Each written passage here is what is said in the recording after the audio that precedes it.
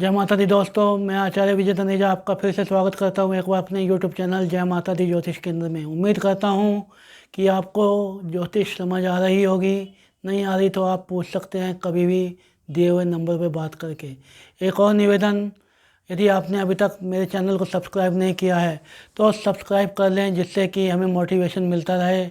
और share, like, comment भी करें, बेल बटन दबाएँ, जिससे कि आपको आने वाले वीडियो के बारे में जानकारी मिल सके और हमें फीडबैक मिल सके कि हमारे द्वारा दी गई जानकारी से आप लाभ उठा रहे हैं या नहीं, या कोई दिक्कत हो रही है, वीडियो सही बन रहे हैं या नहीं बन रहे, वो सब आप बता सकते हैं। वृषभ लगन में 4 भाव पे सूर्य का प्रभाव हम पढ़ चुके हैं। आज हम 5वें, 6ठे, 7वें, 8वें भाव पे पढ़ेंगे प्रभाव।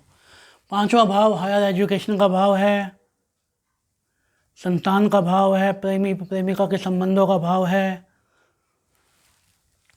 और गेम्स भी यहीं से देखे जाते हैं, रुचियाँ भी देखी जाती हैं, आदतें भी देखी जाती हैं। इस कुंडली में चौथे भाव का स्वामी 5वें में आके बैठा है। जब चौथे भाव का स्वामी 5वें में आके बैठता है तो माता से धन प्राप्ति के योग बनाता है।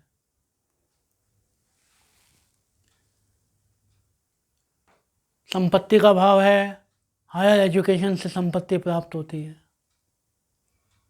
ये संपत्ति के बल पे व्यक्ति हायर एजुकेशन प्राप्त करता है। संतान की केयर करने वाला होता है, समझदार होता है, संतान से प्यार करने वाला होता है, लेकिन ऑथोरेटिव नेचर के कारण ये अपनी संतान पर, अपनी प्रेमी प्रेमिका पर अधिकार जमाने की कोशिश करते हैं, जिससे कि इनके संबंध थोड़े से तनावग्रस्त हो सकते हैं यदि और कोई पाप प्रभाव भी आ रहा है तो। 6ठे भाव में सूर्य, राशि कौन सी है? तुला राशि है, जो कि बैलेंस की राशि है। भौतिकता व धार्मिकता, आध्यात्मिकता में बैलेंस लिए हुए होती है। सब प्रकार के काम करने वाली, सब प्रकार को धर्म के तराजू पे तोलने वाली होती है, यदि कोई पाप प्रभाव नहीं आ रहा है तो। सूर्य 6ठे भाव में अच्छे रिजल्ट देता है।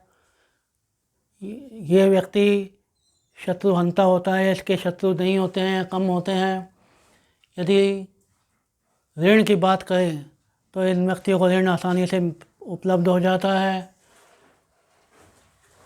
रोग, सूर्य से संबंधित रोग इनको हो सकते हैं।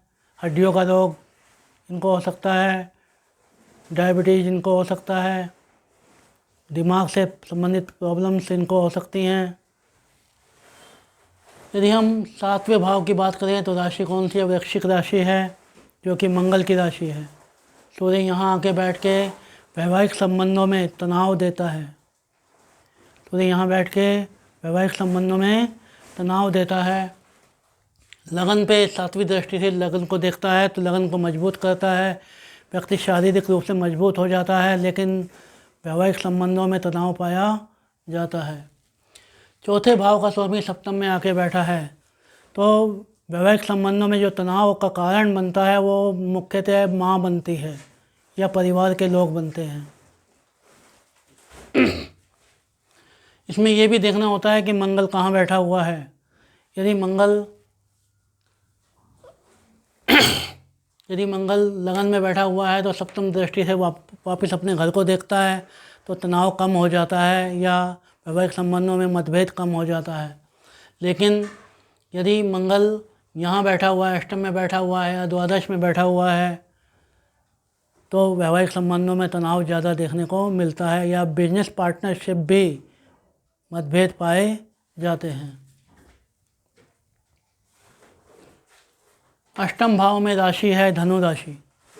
धनु राशि अपने सेंट्रलाइज राशि है, अपने उद्देश्यों के प्रति बड़ी ही स्थिरता लिए हुए, बड़े ही सुस्पष्ट विचार लिए हुए होती है।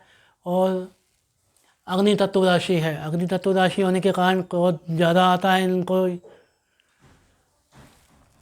सूर्य भी अग्नि तत्व है, यहाँ पे अग्नि की अधिकता होने के कारण यह भाव किसका है? ये भाव जो ज्योतिष का भाव है, ये भाव गुप्त संबंधों का भाव है, ये भाव सेक्स ऑर्गन का भाव है तो सेक्सुअल डिजीज़ हो सकती हैं व्यक्ति को, या सेक्सुअल ऑर्गन में पीड़ा का अनुभव किया जा सकता है। यदि महिला का चार्ट है तो रिप्रोडक्टिव ऑर्गन्स में दिक्कतें हो सकती हैं।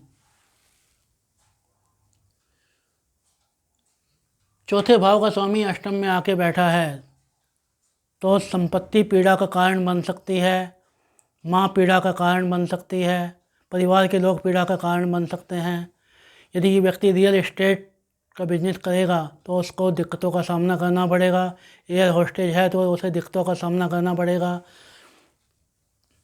इस प्रकार अगले 4 भाव में हमने आज सूर्य का प्रभाव पड़ा वृषभ लगन में, 5वें भाव में, 6ठे भाव में, 7वें भाव में, 8वें भाव में। यदि कुछ समझ नहीं आया तो आप पूछ सकते हैं। ये तो अगले लेसन में हम 9वें, 10वें, 11वें, 12वें भाव में इसका प्रभाव पड़ेंगे। जय माता दी।